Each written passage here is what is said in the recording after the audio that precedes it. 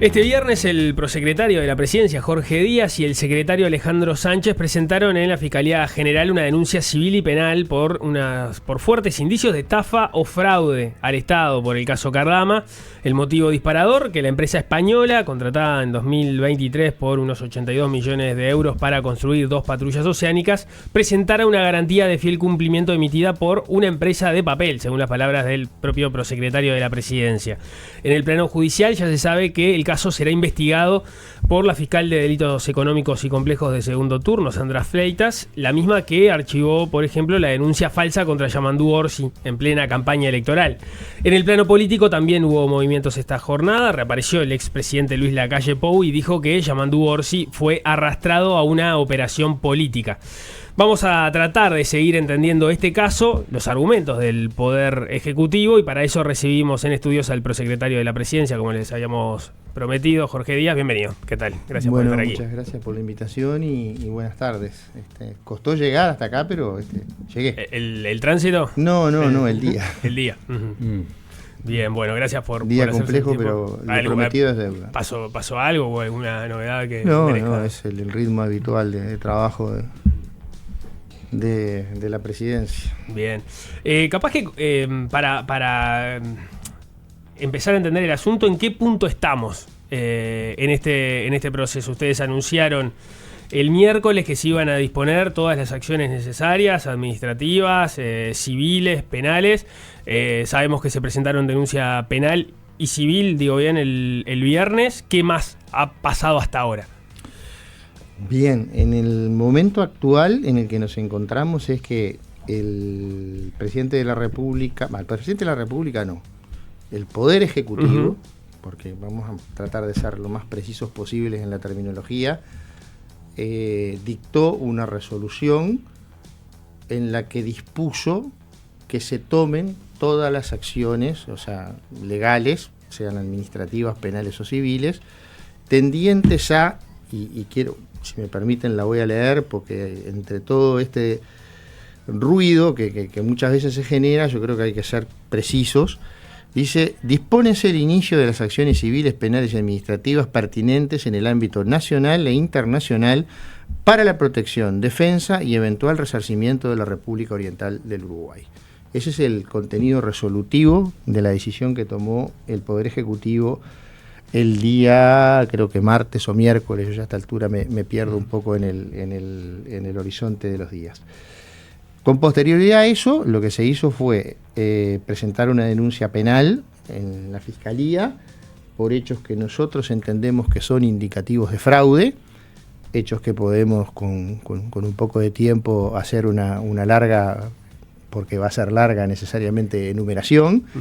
Lo otro que se hizo fue ampliar el contrato con un estudio internacional que tiene una de sus sedes en Londres, para llevar adelante determinadas acciones en Inglaterra, en el Reino Unido, pero concretamente en Londres, respecto de esta empresa, entre comillas, Eurocommerce, que implican las denuncias por fraude,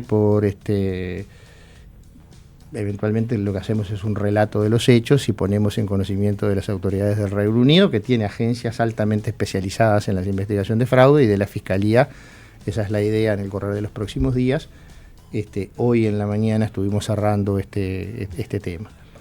Y ahora, eso en lo que concierne a algunas actividades, ahora el Ministerio de Defensa, en el día de mañana, supongo yo, dictará las resoluciones complementarias, porque además se puso en conocimiento del Ministerio de Defensa los hechos para que se agreguen a la investigación administrativa que ya existe en Defensa y que está en curso, el ministro de Economía y Finanzas, el Gabriel Odone, puso en funcionamiento una investigación administrativa en el Ministerio de Economía al respecto sobre este tema del procedimiento de pago y demás. También el presidente del Banco República nos comunicó que él había iniciado. Ustedes saben que el Banco República es un ente autónomo, dispuso también el inicio de una investigación administrativa, y ese es el estado hasta el día de hoy de las diferentes acciones que hemos ido tomando. Y ahora obviamente el Ministerio de Defensa es quien tiene la potestad de continuar adelante con las acciones que quedan pendientes. Eso es lo que se ha hecho hasta el día de hoy. Ustedes saben que este tipo de cuestiones llevan, desde el punto de vista administrativo, determinados trámites, determinados procesos, notificaciones y demás. Yo no soy un experto en ese tema, queda en manos del Ministerio de Defensa. Bien, capaz que después vamos a las derivaciones políticas y en qué estado se encuentra la relación entre el Estado uruguayo. Si quieren saber cómo llegamos a esto, podemos ir a eso también. Por eso yo quiero meterme. La primera pregunta es: ¿qué es una garantía de fiel cumplimiento? La garantía de fiel cumplimiento es, por definición, algo que tiene que existir en todo contrato del Estado, que es una garantía que presenta quien contrata con el Estado de que va a cumplir bien y fielmente con las obligaciones que están en el contrato. Eso es una garantía de fiel cumplimiento.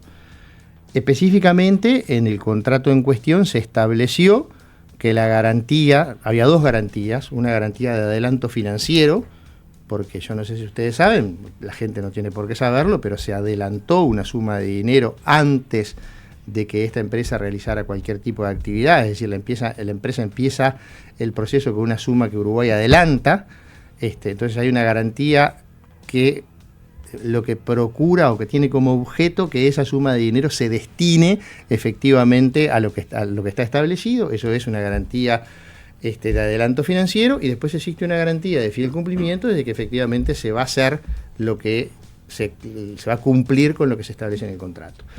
La garantía de fiel cumplimiento en y en prácticamente todos los contratos que se celebran en el Estado son un requisito fundamental para que el contrato entre en vigencia. Es decir, usted puede firmar el contrato, pero si no se constituye la garantía de fiel cumplimiento, el Estado rescinde el contrato. Eso es lo que pasa habitualmente, muchas veces proveedores que hacen contratos, luego no pueden garantizarlos y hay abundante jurisprudencia del Tribunal de Cuentas en ese sentido, de rescisión unilateral por falta de constitución porque el contrato está firmado, no entró en vigor porque no se constituyó la garantía, entonces lo que hay que hacer es rescindirlo. Eso es lo que sucede habitualmente, no estoy hablando de este contrato en particular. En contrato en particular se había establecido que la garantía de fiel cumplimiento, que es un 5% del total de la construcción, ahí podemos discutir y entrar, pero eso ya sería en un plano más, no me quiero apartar de lo jurídico, pero en general se pacta un 10%, y más en una obra de esta magnitud, pero bueno, se pactó un 5%, y concretamente, acá el problema es que las dos garantías se debían constituir en un plazo de 45 días de la firma del contrato. Vencieron o estaban por vencer los primeros 45 días, la otra empresa pide prórroga, hay una primer prórroga que da el ex ministro García, donde dice que bueno, que sí, que se va a dar una prórroga, pero que tienen que tener en cuenta la contraparte, de que esto es urgente, los tiempos, etcétera, etcétera. Posteriormente el ministro García se va, viene el ministro Castañeda va, bueno, se vuelven ahí, se fueron pidiendo sucesivas prórrogas. Acá hay una cosa que a mí me parece importante dejar claro. Todo este proceso de constitución de la garantía, no hay en el Ministerio de Defensa un expediente administrativo en el cual se haya documentado este proceso. Por tanto, la primera dificultad cuando uno va ahí es encontrar dónde está documentado eso, porque generalmente uno tiene que llegar a un lugar, en el Estado todo está en un expediente, o sea no necesariamente papel, un expediente electrónico, pero, bueno, no encontramos ese expediente. Sí hay una cadena de correos electrónicos entre la empresa Cardama, el Ministerio de Defensa y el estudio jurídico de Piazzo, que nosotros no sabemos si está completa, porque lo que hay son mail impresos que se encontraron en un cajón en el Ministerio de Defensa. Ahora se le ha pedido al estudio del Piazzo por escrito a la señora ministra que agregue esa cadena, porque en el Ministerio de Defensa no se pudo reconstruir todo, entonces ahí hay un tema de intangibilidad un poco complicado de saber efectivamente. Pero bueno, lo que sí está claro que en ese proceso de constitución de la garantía pasaron algunas cosas. Primero, que se prorrogó en forma reiterada el plazo de 45 días, pasamos a 11 meses. una de las condiciones, una de las cuestiones que se manejó para celebrar el contrato con esta empresa era el precio, que era mucho más barato que las otras, y además la rapidez con la que iba a construir, que era en 18 meses iba a estar pronta la primera. Pasaron 11 meses y ni siquiera se había constituido la garantía. Entonces acá hay sucesivas prórrogas. Esas prórrogas, no hay actos administrativos del poder del Ministerio de Defensa que digan te doy esta prórroga, o sea, y fundamentar el por qué se da la prórroga. ¿Y eso qué efectos tiene? Bueno, el efecto que el Estado, cuando toma decisiones, lo hace a través de actos administrativos, y esos actos administrativos tienen que estar motivados. Es decir, la ausencia de motivación de un acto, en general, en el campo del derecho es una cuestión bastante delicada. En algún tipo de actos puede constituir hasta su propia nulidad. Pero bueno, lo concreto no estoy hablando de que se vaya a plantear eso, digo, eso fue lo que pasó. No hay actos administrativos que justifiquen las prórrogas. El plazo, vencido el plazo y vencidas las prórrogas, porque incluso el estudio había señalado de que ya estaba vencido el plazo, o sea que lo que correspondía era, una vez vencido el plazo, era rescindir el contrato, porque así estaba expresamente establecido en el contrato mismo. El contrato dice, esta constitución, esta garantía es un requisito esencial para que entre en vigor. Si no entra en vigor, en realidad el contrato tenía hasta una cláusula que establecía que si en 60 días no se empezaba a ejecutar, el contrato era nulo y caía, salvo que las partes lo prorrogaran. De hecho se fue prorrogando, pero tampoco hubo una decisión administrativa que motivara la prórroga. La tercera cosa que llamo, la cuarta cosa que llama la atención es la garantía tenía que ser de 30 meses, que era el plazo de ejecución, más 12 meses posteriores. Eso era lo que decía el contrato. Se termina aceptando una garantía que, en lugar de ser de 30 meses, de 42 meses, es de un año. Es de un año con opción a renovar y renovar. Con opción a una... Creo que decía acá está en debate hoy más temprano en la conferencia de prensa. Está bien, pero estás cambiando el contrato, porque el contrato decía otra cosa. No habilitaba el contrato a... subdividir la garantía en 3 partes, ponele. Tú lo estás modificando de alguna manera y tampoco hay una motivación de por qué. Ese es el dato de la realidad. Pero como no cubría todo el proceso de ejecución, se estableció un proceso por el cual 30 días antes se nos tenía que notificar, se tenía que notificar al Ministerio de Defensa la renovación del contrato. Se tenía que renovar y comunicar ambas cosas. Y expresamente, más allá de que podemos después hablar de la garantía que no estaba traducida, que hay documentos que no están apostillados, que es dudoso el control de representación que se hace de quien firma, porque ahí hay una cuestión, ese documento o esa constancia notarial que está agregada, que es la que nosotros vimos, no conocemos que exista otra, lo que dice es que comparece una persona frente a un notario español y dice ser representante de Eurocommerce. No surge, y créanme que me leí todo el reglamento notarial español y demás, porque en Uruguay, si yo voy ante un escribano y digo yo vengo por Jorge Díaz y en nombre y representación de la empresa tal, el escribano me va a decir, bueno, ¿de dónde sale su representación? Tráigame el poder que acredita la representación o tráigame el estatuto de la sociedad, de donde surge quién representa a la sociedad, o el acta de asamblea que lo designó director o gerente, etcétera. Todo eso les controla un escribano. De eso, en ese documento no hay absolutamente nada. Por lo menos del certificado notarial, que ahora incluso, no sé, salió una noticia en búsqueda. El acta búsqueda publica ahora, hace un rato, el acta notarial española que acompañaba la garantía y que supuestamente servía como certificaciones, ahora objeto de dudas. Contactaron al notario y le mostró parte del documento que recibió el gobierno en el que aparece su nombre. Y ante esto, el notario dijo que él no confeccionó ese documento y que debe ser una falsificación. Bueno, eso es un elemento absolutamente nuevo para mí. Nosotros no contactamos al notario, claramente. Partimos de la base hasta este momento de que ese documento era auténtico y que la representación surgía de ahí. Lo que pasa es que la representación no surge de ahí porque el notario dice que vino fulano y dijo ser representante. Y ese fulano que dijo ser representante dice que quien firma la garantía tiene aptitud, Pero más allá de eso, siguiendo con el orden cronológico de la historia, más allá de todas las cuestiones formales, el estudio jurídico lo que dice es que ellos no controlan ni solvencia, no controlan reputación y no controlan si esa empresa está en su país de origen habilitado a expedir garantías. Ese es el estudio jurídico que se hizo para habilitar la... Eso es un correo electrónico del estudio jurídico al Ministerio de Defensa en base al cual el ministro avaló la garantía. ¿Y a quién le correspondería hacer eso? Bueno, hay una cuestión de debida diligencia que se tiene que cumplir. Yo, si mañana voy a contratar una empresa, hago un estudio de debida diligencia. Es decir, si yo mañana voy a contratar un seguro de vida, lo que voy a constatar es que, bueno, que esa empresa sea una empresa seria, respetable, que sea solvente y que efectivamente, si voy al banco de seguro, el Estado no. Pero imagínense que si voy al exterior a contratar un seguro, bueno, pero eso es, y más el Estado. Entonces acá hubo 2 controles de debida diligencia que no se hicieron. Pero perdón, el informe completo del estudio del Piazzo dice que no habría que aceptar esta garantía o simplemente hace referencia a algunas lagunas que tiene la garantía. Lo que dice es que ellos no controlan eso. Uh-huh. Ahora, yo te pregunto, si mañana yo te traigo un documento y te digo, mira, como abogado yo te certifico que fulanito es fulanito, que me engañó. Los abogados no certificamos, y un escribano, ¿no?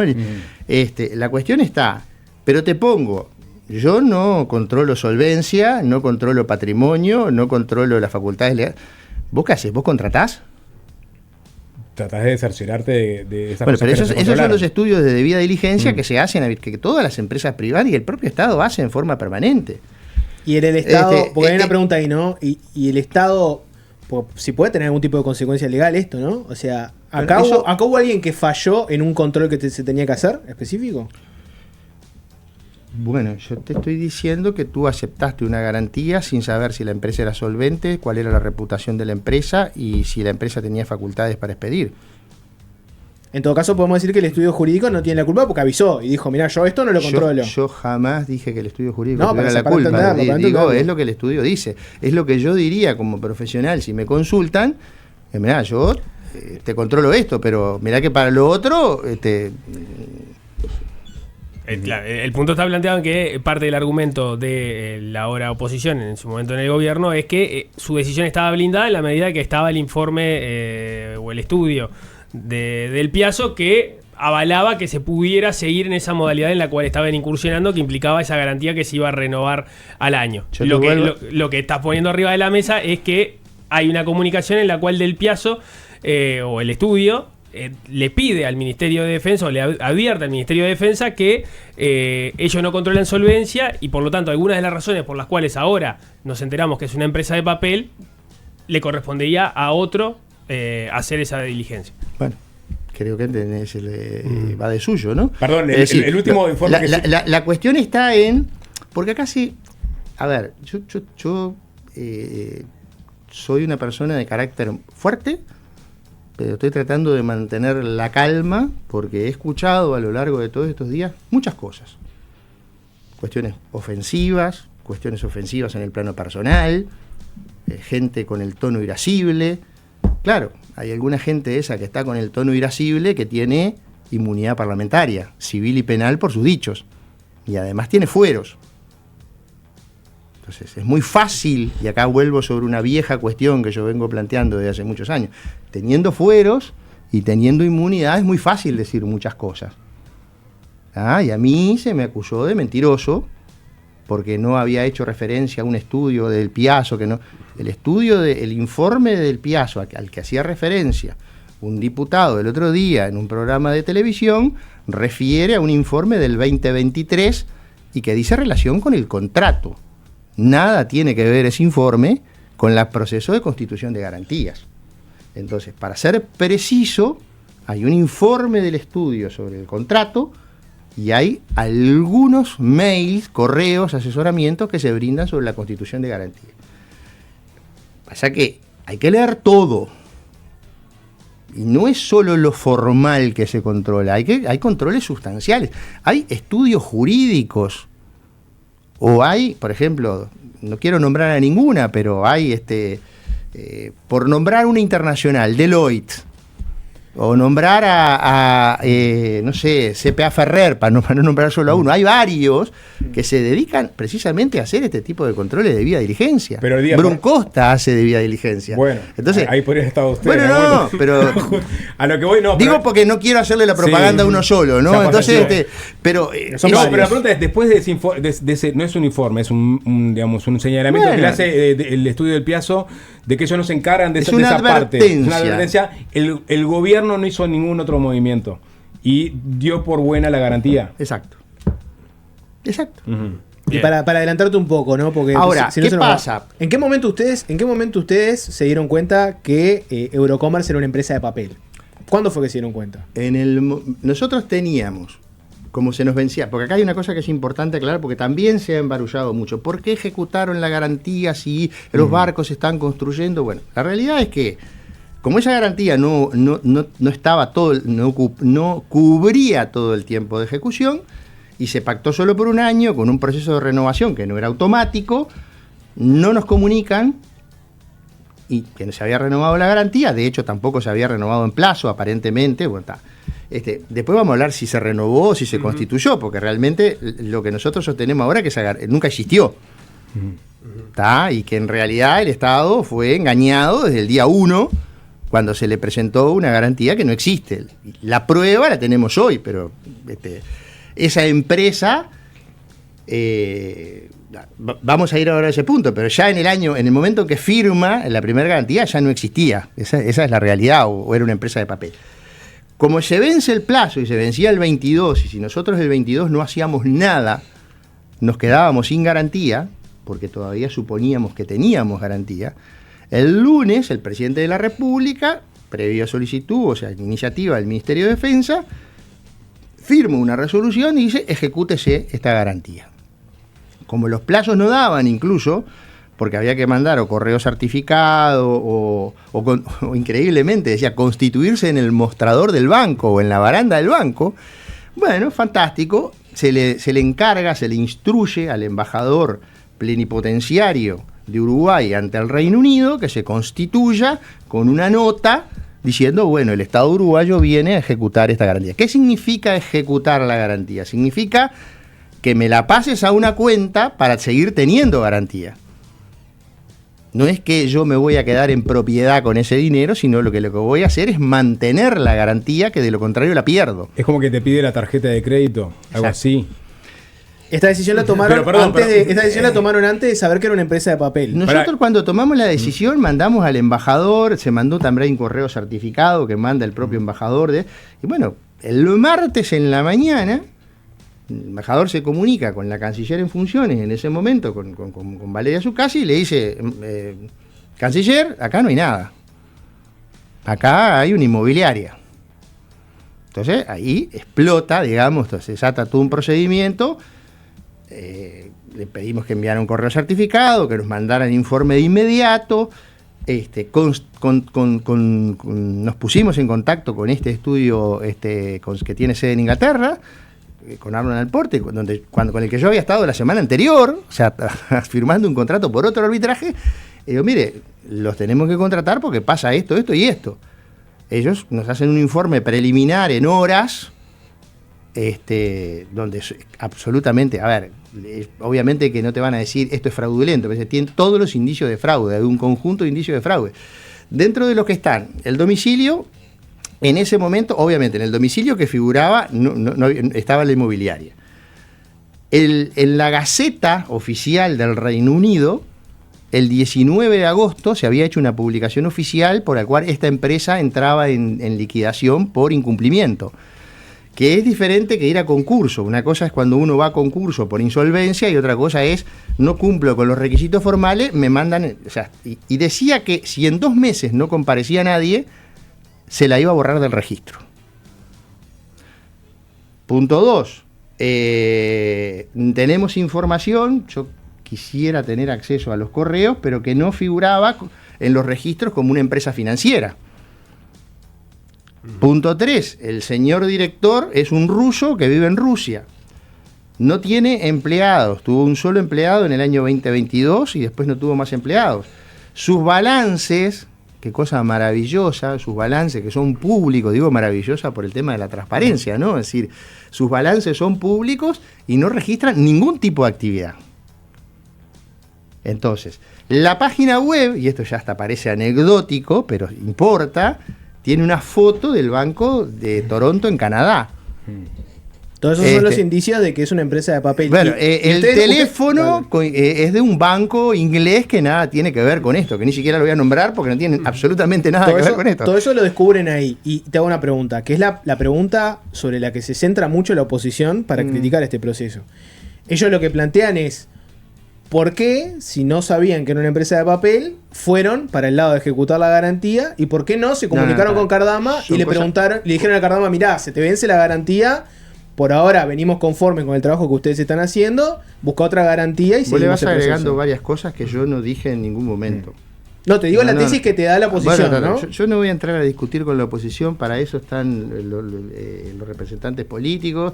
De hecho, hoy en la mañana anunciaron que van a hacer una interpelación. O sea, ahí pero la pregunta es por qué no se contactó a Cardama y se le dijo, mirá, se te vence la garantía. Porque me presentaste una garantía trucha. ¿Cómo querés que te lo diga? No, pero antes, porque ustedes sabían, hay un plazo en que no recibieron la renovación de la garantía. Está bien, pero ¿por qué en ese momento problema, no se le dijo Cardama? El problema es que la garantía me la presentaste tú y yo tengo todos los indicios con un simple control en 24 horas que la garantía que tú me presentaste desde el día 1 es falsa. Pero tú entendés, Jorge, lo que te pregunta el otro Jorge, que es, había un lapso en el que tú sabías que la garantía se estaba venciendo. Un lapso de... desde el momento en que llego a la certeza de que la garantía era trucha, era un lapso de horas. Que era trucha. Simplemente, o sea, y vuelvo a la posición de la oposición, es si el gobierno, alguien del gobierno sabía que Cardama no había renovado la garantía. ¿Por qué en ese momento, cuando se supo que no había renovado la garantía, no llamaron a Cardama y le dijeron, Mario, hay que renovar la garantía, ¿qué está pasando? Tú me estás describiendo una conducta de más o menos de almacenero, ¿no? Pero, o sea, yo defiendo... Señor Cardama, perdón, dos puntos. yo defiendo el gobierno defiende el interés del Estado y la plata de los uruguayos. Los canales, vuelvo a repetir lo mismo, nos vamos a manejar sin expediente, nos vamos a manejar sin mail, nos vamos a manejar sin actos administrativos. Pero el fondo de la pregunta ¿entendés por qué no se comunicaron antes? Pero porque nosotros hacemos las cosas como corresponde por ley. No somos, entonces ya se nos vencía el otro día. Pero se enteraron de un día para el otro que se vencía la garantía, eso voy. No. No, sabían hace un mes por lo menos que Cardama estaba en el periodo de que tenía que renovarla. Desde el momento en que, por lo menos en lo personal, me entero, porque yo no estoy en el Ministerio de Defensa, no llevo las cosas del Ministerio de Defensa, cuando el lunes se me consulta este tema, tenía alguna breve referencia del día viernes, pero lunes me dicen pasa esto y esto, ahí fui, lo que dije, dicten un acto del Poder Ejecutivo y vamos a ejecutar la garantía, porque ahí no había tiempo para esperar. Porque lo que temíamos era que pasara lo que finalmente pasó, es que nos quedáramos sin... Nosotros hasta ese momento pensábamos que teníamos garantía, nunca la tuvimos. Entonces eso es lo que tiene que quedar claro, porque acá parece ser que el debate es si tenemos buenos o malos modales. Y aparentemente parece que el señor Cardama venía, hablaba, se reunía, llamaba, bueno, este es un gobierno que no se maneja en esos términos. O el debate es si quisieron dejar caer la garantía, sabiendo que no había tal garantía. Pero no la quisimos dejar caer porque la quisimos ejecutar, sapo. Bueno, ejecutarla al final del camino. No, la quisimos ejecutar para no quedarnos sin garantía. Precisamente el razonamiento es el contrario al que tú estás haciendo. Porque aparte te preguntan, por un lado, ¿por qué la ejecutaste? Por otro lado, ¿por qué no llamaste? Digo, a ver, ejecutamos porque nos quedábamos sin garantía. Cuando fuimos a ejecutar, porque nos quedamos sin garantía, ahí nos enteramos que nunca la habíamos tenido. Se enteraron. Entonces, en esa situación antes se enteraron. ¿Que no la teníamos? Sí. El martes a última hora, el miércoles vence el plazo. Y vos ahora decías, yo te preguntaba y vos decías... No, perdón, la termino de confirmar el miércoles mismo, porque si la memoria no me falla, el informe del estudio llegó el día miércoles. Tenemos que hacer una pausa, pero te quiero cerrar por acá. Vos habías dicho, te pregunté, ¿por qué no llamar a Cardama y decirle, mirá, tenés que buscar otra garantía? Vos me dijiste, me presentaste una garantía trucha. ¿Ustedes entienden que Cardama era un estafado por una empresa de papel como Eurocommerce? ¿O ustedes entienden que Cardama actuó de mala fe porque presentó una garantía falsa y tuvo una animosidad de hacerle un fraude o estafar al Estado? Mirá, eso lo va a dirimir la justicia. Nuestra obligación es, ante un fraude, denunciarlo. Y eso fue lo que hicimos. ¿No opinan de quién viene ese fraude? Si es de Eurocommerce o de Cardama. El otro día me han preguntado, bueno, yo creo que la audiencia puede contestarse esa pregunta que tú me estás haciendo, porque en realidad, si tú me presentas a mí una garantía inexistente, yo tengo por lo menos la razonable, no digo convicción, pero a ver, en definitiva lo va a decir la justicia.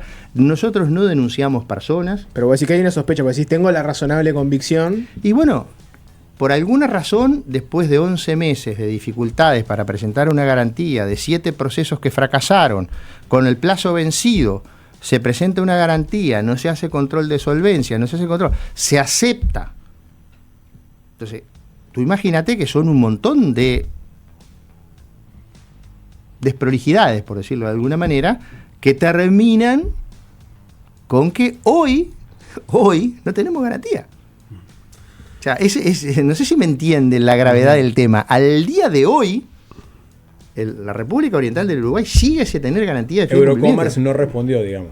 Bueno, Eurocommerce no contestó, no puso el dinero, nada. No, y lo peor... ¿Tiene alguna respuesta de Eurocommerce? No. No, pregunto, por la duda. Bueno, capaz que alguien mandó un mail. De todos modos, además, sí, unos minutos antes de la conferencia, llega un mail al Ministerio de Defensa donde nos dicen, renovamos la garantía en fecha, no, tampoco era la fecha, pero no importa, nos olvidamos comunicarle y ahora se la mandamos. Y es la misma empresa que nosotros ya sabíamos que era una empresa inexistente. Entonces, me parece que parte de la pregunta clave en este punto, por lo que se viene para adelante, es si el haber detectado que Eurocommerce no existía o no podía brindar lo que prometió en esa garantía, mientras se dilucida si Cardama es estafada o es parte de la estafa, si eso es un argumento a utilizar para ir contra el contrato con Cardama. Bueno, ahí hay argumentos de diferente naturaleza que nosotros estamos analizando. He escuchado toda la discusión hasta por Twitter. Parece que hay expertos ahora en Twitter de garantía de fiel cumplimiento, los paneles periodísticos. Nosotros tenemos un análisis hecho, lo seguimos trabajando, hemos hecho las consultas del caso y estamos en el proceso que dice la resolución. Específicamente, o sea, se imaginarán que nuestra confianza está en niveles muy bajos y nuestra desconfianza está en niveles muy altos. Porque nosotros acá tenemos que defender la plata de los uruguayos. Esto no es un tema... a mí me llama la atención cuando se habla de, no, que esto es un tema político. ¿Defender la plata de los uruguayos es un tema político? O sea, esa es la pregunta que me hago, digo... La discusión en ese sentido viene viene sobre qué es lo que pasa ahora con lo que ha avanzado en teoría Cardama con el astillero, ¿no? Bueno, y qué es lo que puede pasar. Esos son elementos que todos están encima de la mesa en el análisis del contrato. O sea, todos esos elementos, porque vos fíjate una cosa, si no se hubiera presentado y aceptado, porque esta es la pregunta clave, una garantía inexistente, el contrato nunca hubiera entrado en vigor y se hubiera rescindido. Y hoy no tendríamos este problema. ¿Retomamos el tema después de la tanda? Fácil se impone. Seguimos conversando con el prosecretario de Presidencia, Jorge Díaz. Hoy habló el secretario de Presidencia, Alejandro Sánchez. No lo escuché, no pero... Lo escuchaste. No. Pero hay una declaración... No nos escuchamos. No, bueno, pero están todos contestando más o menos sobre el mismo tema. A Sánchez le preguntaron obviamente sobre el contrato que tiene el Estado uruguayo con Cardama. Y él dijo que estaba planteada la posibilidad de una mediación. Dice, en el contrato está establecida la posibilidad de una mediación, que es la que se va a utilizar porque el Estado uruguayo respeta el Estado de Derecho. Sí. ¿Y qué significa esto legalmente? Es una buena pregunta para hacerle a Alejandro Sánchez. En los procedimientos técnicos y en los procedimientos administrativos hay instancias donde se producen notificaciones, es decir, significa básicamente eso. O sea, nosotros si vamos a recorrer el camino el camino que entendamos sea el mejor para salvaguardar lo que dice la resolución del Poder Ejecutivo, los intereses del Estado uruguayo. Porque acá yo creo que acá hay una especie de yo no quiero ser un poco ácido, pero la reacción inmediata es esto no es jurídico, esto es político, es contra el Partido Nacional, es contra el ministro tal, es contra el presidente, es contra esto, contra aquello. Esto no es contra nadie, esto es a favor del Estado. Y el Estado somos todos. Somos nosotros y son ellos, por decirlo de alguna manera. O sea, son los ciudadanos uruguayos que son los que pagan impuestos. El Estado ya puso $30 millones. Entonces también tenemos que tener esa ecuación en la cabeza, pero también seguir poniendo plata en un proceso. El principal problema donde ni siquiera tenemos garantía.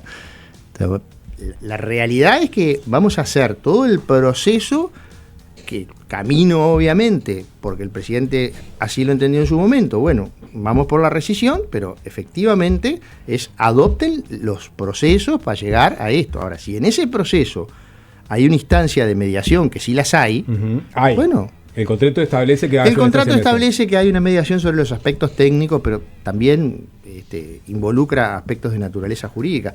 No hay ningún problema. O sea, lo que quiero decir es, nosotros tenemos una idea en la cabeza, el presidente de alguna manera la transmitió, la transmitió muy clara el otro día, pero el contenido de la resolución es clara en que nosotros tenemos que adoptar todos los mecanismos, absolutamente todos, para salvaguardar el interés del Estado uruguayo.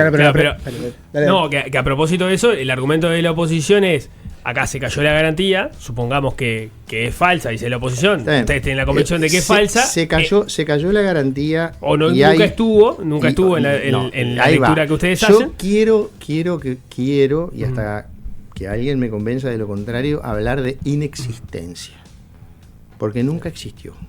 Bien, demos no es lo mismo que se cayó la garantía que nunca existió.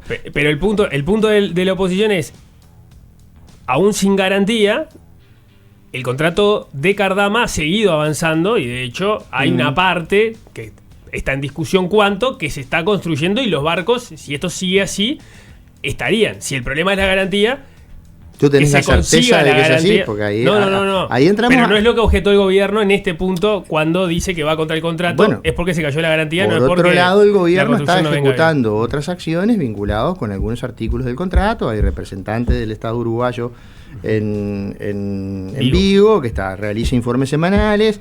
Esos informes semanales son analizados por un organismo de la Armada cuyo nombre no me pidan que lo repita porque no me acuerdo. Pero que son oficiales, que hacen el análisis, luego le hacen el informe a la ministra, y la ministra se pone en contacto, o sea, pone esas objeciones en conocimiento. O sea, todo eso se viene haciendo ya desde hace 2-3 meses. Y ahí también hay diferencias. El gobierno... La magnitud de las diferencias no me las preguntes a mí, porque yo no es mi expertise, no es mi conocimiento. Pero en líneas generales, ¿Cardama viene cumpliendo con la construcción de las patrullas? Bueno, hay algunos informes que hablan de atrasos significativos. Te escuché el otro día que se hace un 40% de atraso con Cotera. Algunos informes hablan de atrasos significativos. Entonces, pero eso... te lo estoy diciendo en la medida en que es la información que tengo. Tampoco me corresponde a mí, como prosecretario de la Presidencia, estar haciendo los análisis de los informes del cumplimiento del contrato de construcción de un buque. Primero, porque no es mi experticia, por eso digo, están el personal de la Armada, que está presente. De hecho, Abercon relató el otro día de que había ido el agregado militar en Alemania a una prueba. O sea, hay personal especializado del Estado uruguayo que está mirando todo esto, informando, y bueno, eso ya es un tema que a mí, ustedes comprenderán, se me escapa porque es un tema estricto de defensa, y dentro de defensa específico de la Armada. Entonces, no me quiero meter en camisa de 11 varas, porque no es mi experticia. Pero yendo a lo legal, el ideal de este gobierno sería llegar a una mediación sin, agotar la instancia de rescisión, ¿o no? El presidente fue claro el otro día en cuanto a lo que él pretendía, lo que el Poder Ejecutivo, fue la voluntad del Poder Ejecutivo. Lo que pasa que nosotros tenemos que primero cubrir todos los procedimientos administrativos y los procedimientos legales que hay que cubrir. Primera cosa, porque si no estaríamos incurriendo en irresponsabilidad. Segundo, otro elemento también importante es, ya no en lo jurídico, sino en el mérito, que es lo más conveniente para el Estado uruguayo. Esa es una valoración de naturaleza ya más política que se tomará en el momento que se tenga que tomar. La realidad es que hay que hacer ese análisis, y ese análisis se está haciendo permanentemente. Mientras recorremos este camino, que va a llevar un tiempo, vamos haciendo este análisis, y también dependerá de qué es lo que vaya pasando, ¿no? Pero lo que no me queda claro es, el gobierno ya tomó la decisión política de rescindir el contrato a partir de que encontró que había una sospecha fuerte de fraude. Sin embargo, está viendo cómo es el camino para rescindir. No estamos viendo cuál es el camino, estamos recorriendo el camino que tenemos que recorrer. Porque si me decís viendo el camino, es como que todavía no sabemos cuál es. El camino sabemos cuál es. Ese camino implica hitos. Y en esos hitos, seguramente la contraparte tendrá la posibilidad de expresarse. Y bueno. Y el kit de la cuestión de cuando yo mire si el contrato, yo te digo diga, si yo te digo de antemano, mirá, me digas lo que me digas, yo voy a rescindir, entonces ni siquiera le estoy dando la oportunidad al otro de expresarse. Nosotros tenemos una definición política, pero esa definición política tiene que ser acorde a derecho, pero sobre todo, además, que sea en defensa del Estado uruguayo. Porque ese es el tema final.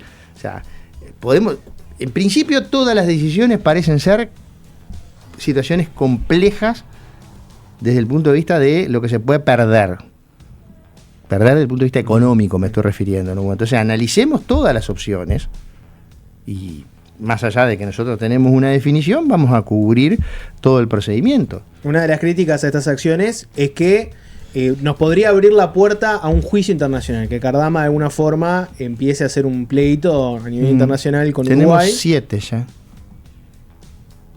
7. ¿Y uno más? No es complicado. No. ¿Existe la chance de que a partir de esto Cardama vaya a algún tribunal internacional? No estoy.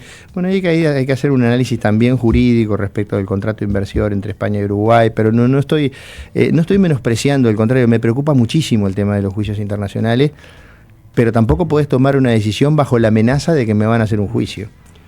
Bajo la amenaza de un arbitraje internacional se tomó la decisión de firmar el contrato con Canton Nazi.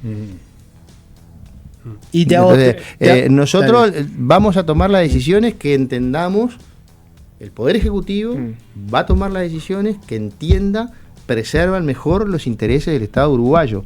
Y acá no hay cuestiones políticas, porque nosotros hoy estamos en un arbitraje que está suspendido, pero contra Montecón, contra ATCO y Neltume, son dos arbitrajes. ATCO y Neltume son los accionistas de Montecón a nivel internacional por un contrato que firmó el gobierno anterior, con el cual el Frente Amplio no estuvo de acuerdo y criticó y cuestionó duramente. Nosotros tenemos que representar los intereses del Estado uruguayo. Con esta respuesta, perdón, Jorge, con esta respuesta yo entiendo que ustedes analizaron sesudamente la situación y entienden que el Estado uruguayo no va a perder $30 millones, los 30 millones que puso, ni va a perder lo que se ha construido los barcos. Nosotros vamos a hacer todo lo posible para que el Estado uruguayo no pierda nada, y si pierde, que pierda lo menos posible. No, te iba a preguntar, vos lo mencionaste un poquitito, ¿no? Por ejemplo, ¿no? Estamos dando vueltas sobre lo mismo, pero la respuesta va a ser siempre la misma. Te voy a hacer una pregunta concreta. El diputado independiente, Gerardo Sotelo, señaló el artículo 11 del acuerdo entre España y Uruguay para la protección de inversiones. Un artículo que determina, te voy a citar, ¿no? Que cuando hay un conflicto, una controversia entre una de las partes y la otra, deberán, en lo posible, ser amigablemente dirimidas entre las partes, y después se establece un régimen escalonado de solución, 6 meses para dirimirlo amigablemente. Eso es el procedimiento del arbitraje cuando el arbitraje ya está instalado. El primer paso de un arbitraje, pero eso es cuando ya estás en ese, no ahora, es cuando estás en ese, o sea, estás... yo creo que... Claro, pero antes del arbitraje te da ese lapso de unos meses para dirimirlo amigablemente. Pero eso es un procedimiento que ya se realiza con la presentación de inicio del arbitraje ya presentada. ¿No aplica en este caso, entonces? No aplica en este caso, pero a ver, sí hay otros procedimientos previos antes de llegar a eso. Pero siempre, absolutamente siempre, en todos los arbitrajes, lo primero que sucede es que quien notifica... Quien quiere iniciar un proceso arbitral te notifica, y lo que se abre, porque eso está en todos los tratados de inversión, no precisa hacer un sesudo análisis del tratado de inversión con España. Hay un plazo, que en algunos casos es de 60, en otros casos de 90 días, que se abre para lo que se conoce como la amigable solución del conflicto. Eso pasa siempre. Es más, en los tribunales internacionales, no ya comerciales, pero por ejemplo la Comisión Interamericana de Derechos Humanos, siempre hay la posibilidad de abrir un plazo de negociación. Eso pasa siempre. O la otra, ¿no? Bordaberry, el senador colorado, publicó un texto en sus redes sociales donde, grosso modo, plantea, te lo cito: si la objeción radica en la aceptación previa de una garantía defectuosa, ello compromete al propio Estado. Resulta jurídicamente discutible rescindir un contrato alegando la invalidez de una garantía ya aceptada. Lo que plantea Bordaberry es que el Estado uruguayo sigue siendo el mismo, por más que cambie el gobierno, pero en un momento dijo, sí, acepto esta garantía, y ahora dice, la garantía era inexistente, inefectuosa, me defraudaron. Estamos en ese proceso de análisis. Yo le agradezco mucho, tengo mucho aprecio por el senador Bordaberry, hizo un análisis jurídico interesante. Estamos en ese proceso. Bien, te llevo medio rápido. Hoy la calle Pou... Digo porque perdón, por ahí va, para no irnos de ahí, porque si ese argumento, o sea, según el planteo de Bordaberry, es difícil que Uruguay pueda ir contra el contrato a partir Bueno, de... esa es la opinión del senador Bordaberry. ¿Y la suya? La mía se la voy a dar al presidente de la República. Se la di y se la daré. Pero esto puede complejizar, digamos, el caso, si este punto de Bordaberry, es decir, el Estado uruguayo ya le dio por buenas garantías. No voy a discutir públicamente con un prestigioso senador de la oposición dándole argumentos al privado, porque otra cosa que me preocupa es que hay un conjunto de dirigentes políticos uruguayos que parecen ser, no hablo por el senador Bordaberry, aclaro, que parecen estar más preocupados por la situación del privado que por la situación del Estado uruguayo. Y eso me llama poderosamente la atención. ¿Pensás que hay senadores nacionalistas, por ejemplo, que piensan más en Cardama que en el Uruguay? No, me preocupa que he escuchado una defensa acérrima, más bien del privado que del Estado. Pero bueno, están defendiendo su gestión, ¿no? Tengamos cuenta que eso es un ring-ranga político también. Porque hay una dimensión política no acá. Entro en el ring-ranga. Pero cuando escuchás, por ejemplo, la calle Pou, que hoy la calle Pou dijo, a Orsi lo arrastraron a una operación política. O sea, vos fuiste uno de los que estuvo en la conferencia de prensa. Yo entiendo que la calle Pou se refiere, por ejemplo, que vos y Rocha Sánchez lo arrastran a Orsi. Respetuosamente creo que al presidente de la República no lo arrastra nadie. Creo que tiene hasta un cierto tono peyorativo decir que al presidente de la República lo arrastraron. Me parece que tenemos que ser cuidadosos. Este es un país presidencialista. Este es un país donde la institución presidencia y en particular los presidentes se respetan. Los que están y los que fueron. Entonces, yo no voy a entrar en el terreno de decir que a alguien lo arrastraron. Es en definitiva decir que esa persona se deja arrastrar. Creo que... Le hicieron la cabeza, es una forma de decir, le hicieron la cabeza. Bueno, pero no, estamos hablando del presidente de la República. No, yo sé que estamos hablando del presidente de la República. Perdón. Pero me imagino que ese es el sentido. Estamos hablando del presidente de la República, yo creo que ahí hay que ser muy respetuoso. Yo he sido siempre muy respetuoso del presidente Orsi, obviamente, pero también del presidente Lacalle, del presidente Sanguinetti, del presidente Valle cuando vivía, del presidente Vázquez. Este es un país presidencialista. Hay que tener respeto por las instituciones. Entonces, una cosa es el ringuirranga de las redes y esto, y otra cosa es cuando estamos hablando de un expresidente y un presidente. Cuando sacás a Orsi de ese camino, ¿no? La Calle dijo que este gobierno, refiriéndose a este ejecutivo, está centrado en destruir las cosas que el gobierno anterior construyó. Y puso ejemplos como el de Arasati, por decir algo, ¿no? Arasati. Neptuno. Claro, el proyecto Neptuno y el cambio que se hizo. Básicamente lo que plantea es que este gobierno está empecinado en agarrar las cosas que hizo el gobierno anterior y destruirlas. Bueno, esa será la percepción de él. Nosotros claramente lo de Neptuno le dijimos 15 días antes de que terminara su gobierno cuando firmó, no queremos este contrato. No fue una noticia para él. Se lo habíamos transmitido, se lo transmitió el presidente Orsi, públicamente. Respecto de este contrato, creo que si recorremos todo el proceso de celebración del contrato, vayan al Parlamento, escuchen toda la discusión que hubo. O sea, eso es un dato de la realidad. Ahora, eso de... Yo creo que hay un poco... La verdad no quiero calificar porque a mí yo quiero seguir siendo respetuoso de la institución presidencia, de los presidentes y de los expresidentes. No quiero entrar en ese terreno. Sinceramente me parece que, no sé, yo pensé que el presidente Lacalle estaba retirado, que no iba a hacer actividad política, apareció hoy, en fin, no voy a entrar en ese terreno. Te llevo para otro lado porque nos presiona un poco el tiempo. Quiero ser respetuoso, aclaro. Bien. Perfecto. Me voy a mantener en ese eje de respeto a la presidencia. La denuncia contra Cardama va a ser investigada por la fiscal Sandra Fleitas. La denuncia presentada por el Estado uruguayo. Sí. Le fue asignada, según lo que nos enteramos hoy, a la fiscal Fleitas. ¿Cómo cayó la designación de Fleitas? Es un dato de la realidad. No lo hemos analizado porque nos enteramos ahora a última hora. Le pregunto porque tienen cierta historia, ustedes dos, ¿no? Pero esto no es un problema. A ver, ese es otro tema que también la oposición trata de instalar, y esto es un problema con Jorge Díaz. No, te lo llevo. Yo creo que hay una estructura ahí, hay una especie de construcción de relato que, a ver, Jorge Díaz es el prosecretario de la Presidencia de la República y tiene sus responsabilidades, las lleva adelante, hace su esfuerzo. Pero terminemos con ese relato de Jorge Díaz maneja todo. Digo, porque es parte de lo mismo de lo que tú me contabas, que se decía que lo arrastraron. O sea, salgamos de ese terreno, por favor, porque a mí realmente me parece que es absolutamente fuera de lugar. Pero te lo pregunto por este lado. Hace un año estuvo el caso de la denuncia falsa contra Yamandu Orsi, que te tuvo a vos como defensor de Orsi. Sí, yo me referí estrictamente, para cortar camino, porque ya sé para dónde vas, si querés hacerme más preguntas, claro. Pero yo me referí estrictamente a la actuación de la fiscal Fleitas en ese proceso en concreto. Para explicarle a la gente que capaz que no sabe de lo que estamos hablando, en su momento vos dijiste que Fleitas no les daba garantías. Porque no sabía declarado reservada toda la investigación, cuando el código establece expresamente que se pueden declarar reservadas solo parte de la investigación, no toda la investigación, y en ese momento se entendió que se había afectado de alguna manera el derecho de defensa, y por esa razón se dijo lo que dijo. Esas críticas públicas, ella no se lo tomó muy bien porque dijo que lo noté destemplado. Bueno, eso es el ringirranga en el que me querés hacer entrar, Jorge, desde hoy, pero mi pregunta es si esa historia que tienen ustedes dos, de alguna forma, tiene algún tipo de influencia en este tema, o vos sentís que ahora te les da las garantías totales. Te vuelvo a repetir, esto no es un problema personal, es un problema de Estado. Es un problema de Estado, de la República Oriental del Uruguay.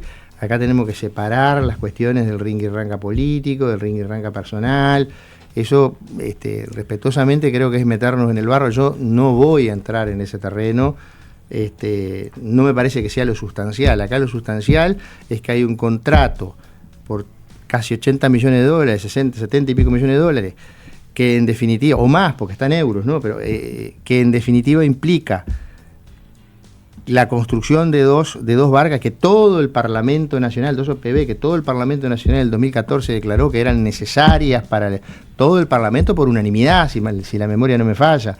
Se inició un proceso que estuvo sumamente cuestionado, todo el proceso, pues se dejó sin efecto una licitación pública. Creo que ayer yo les recomiendo la lectura o escuchar lo que explicaba el periodista Leonardo Barber con ayer, no sé si se puede decir el nombre del programa. Sí, claro. Bueno, en un programa nocturno de Canal 12. Una muy buena cronología. Hizo una muy buena cronología de todo el proceso, en algo que ya viene bastante complejo. Se toma una decisión porque evidentemente entendemos que efectivamente se nos presentó una garantía, y acá quiero ser bien claro para que la gente lo entienda, algo que inexistente, podríamos decir en la terminología popular, trucha, pero bueno. La denuncia penal no la dieron a conocer. No. No va a ser pública. Podríamos haberlo hecho pública porque en última instancia es el Poder Ejecutivo el que denuncia. El Poder Ejecutivo entendió de que presentaba la denuncia en Fiscalía y por el momento no. Nosotros somos representantes del damnificado, ¿no? O sea, somos representantes de la víctima, porque acá los damnificados somos todos los uruguayos. Entonces podríamos hasta eventualmente participar en el proceso con la facultad, pero no está definido en esos términos. Presentamos la denuncia y nos vamos a mantener ahora por el momento a la expectativa, porque además tenemos otras cosas, y además hay otra cosa que es importante. Estamos en la discusión presupuestal, hay que seguir gobernando, hay que seguir haciendo cosas, hay que seguir cumpliendo con el programa de gobierno. El presupuesto lo tenemos que liquidar ahora, ya empezó la discusión en la Cámara de Senadores. Lo pregunto por algo en particular y es que mencionaste que, en definitiva, si bien hacen un relato de hechos, la figura a la cual ustedes están apuntando es a fraude.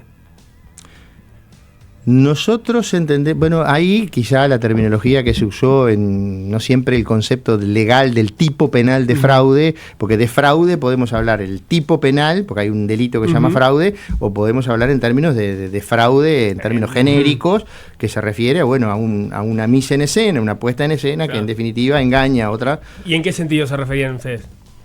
En el sentido que está relatado en los hechos. O sea, acá claramente digo, al Estado uruguayo... El tipo penal fraude involucra a un funcionario público. Y mi pregunta es si la denuncia penal ya está yendo hacia ahí. Nico, te conozco. Ya sabía antes de hacer la pregunta para dónde iba. Porque cuando empezaste fraude, por eso te diferencié en el tipo penal y el fraude como concepto.